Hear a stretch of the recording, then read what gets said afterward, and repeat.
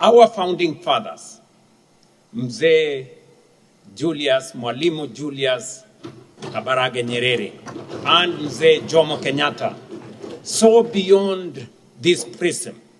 They understood that Africa's future would not be secured in isolation, but in unity, and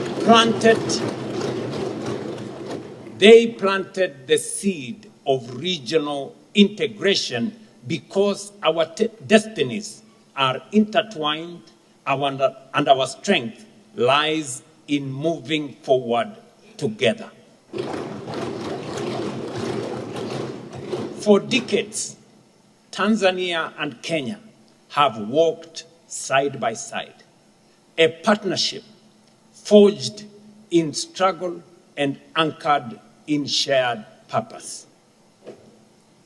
At its foundation, two towering figures of our African history, Julius Nyerere and Jomo Kenyatta. Their partnership, built on different but complementary visions, inspired a model of unity that transcended borders. Even during the struggle for independence, including the Mau Mau period, Tanzania stood with Kenya, affirming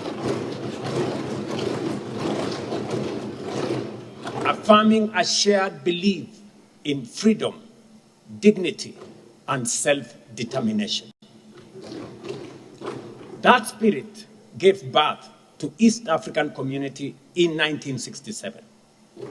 Though disrupted in 1997, it was rebuilt through dialogue and statesmanship, leading to its re-establishment in 1999. Today, that community stands renewed and expanded, but its foundation remains the same: a growing partnership between our nations, defined not by the absence of challenges, but by our ability to overcome them and move forward together in pursuit of shared growth and shared strength.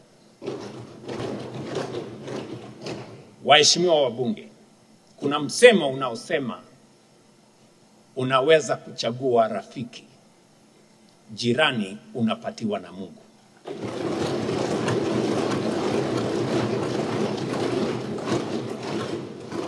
It is this enduring foundation of shared history, shared sacrifice, and shared purpose that finds expression in the ties that bind Tanzania and Kenya today. Waheshimiwa, we share a border that stretches nearly 800 kilometers from the Indian Ocean at Lunga Lunga and Horohoro, along Kilimanjaro, across the Masai Mara and Serengeti to Lake Victoria.